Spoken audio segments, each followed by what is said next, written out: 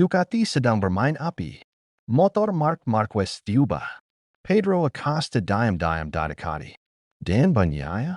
Posisinya tak lagi aman. Ducati menghadapi dilema besar jelang MotoGP 2026. Di satu sisi, Marc Marquez menjadi kunci gelar juara dunia. Di sisi lain, Francesco Bagnaia justru terpuruk dan kehilangan arah sepanjang musim 2025. Situasi ini memunculkan satu pertanyaan panas. Apakah Ducati terlalu bergantung pada Marquez? Musim 2025 memang berakhir manis dengan gelar dunia, tetapi menyisakan luka internal.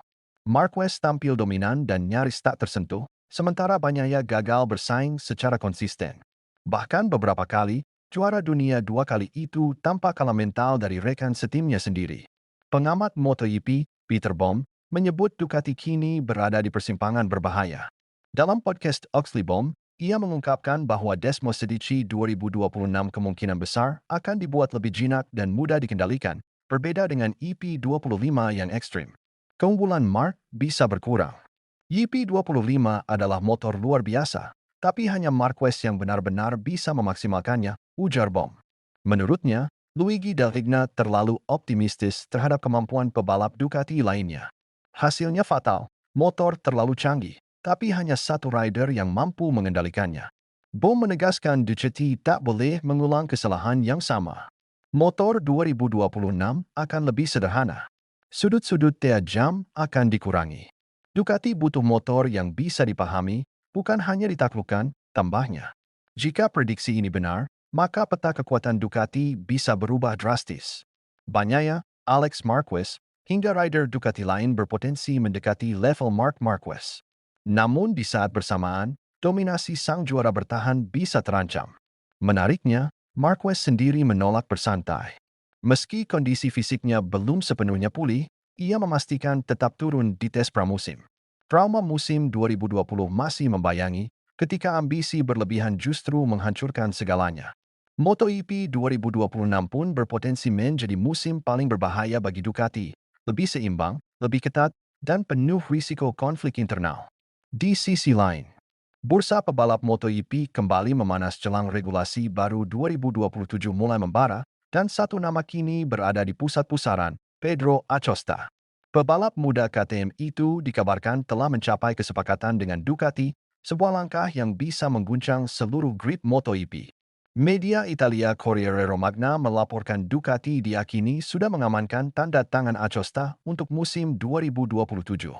Meski detail kontrak masih dirahasiakan, rumor ini memperkuat kabar lama bahwa Acosta telah menandatangani kontrak MotoGP tanpa menyebut tim tujuan hingga kini. Jika benar, Ducati sukses memenangkan perebutan salah satu talenta paling mematikan di era modern. Meski belum menang di kelas utama, statistik Acosta musim lalu mencengangkan, 307 poin, finish keempat klasemen, dan 10 podium non-sprint. Tak satu pun pebalap KTM lain mampu mendekati pencapaian itu. Hubungan Acosta dengan KTM disebut mulai retak. Ia dikabarkan frustrasi dengan perkembangan RC16 dan sempat mencoba keluar lebih cepat dari kontraknya. Upaya mendekati tim VR46 milik Valentino Rossi pun gagal, membuka jalan bagi Ducati masuk dengan tawaran yang lebih menggoda. Masalahnya, kehadiran Acosta menciptakan dilema besar di Ducati. Jika ia dipasangkan dengan Marc Marquez, Ducati akan memiliki duet Spanyol paling brutal di MotoGP, namun juga berpotensi memicu perang ego internal yang sulit dikendalikan. Di sisi lain, posisi Francesco Bagnaia semakin terancam. Musim 2025 menjadi titik terendah karirnya, kala bersaing bukan hanya dari Marquez, tetapi juga Alex Marquez, Marco Bezzecchi, dan Acosta sendiri. Situasi ini memicu efek domino. Media yang sama menyebut KTM mulai melirik Marc Marquez sebagai calon pengganti Acosta, sementara Honda juga dikabarkan siap masuk jika Marquez benar-benar hengkang dari Ducati. Meski tes pramusim MotoGP baru dimulai akhir bulan ini lewat Shakadown Sepang, satu hal sudah jelas. Musim 2027 sedang dipersiapkan sejak sekarang, dan intriknya jauh lebih panas dari balapan itu sendiri. Terima kasih telah menonton dan jangan lupa like, komen dan subscribe-nya.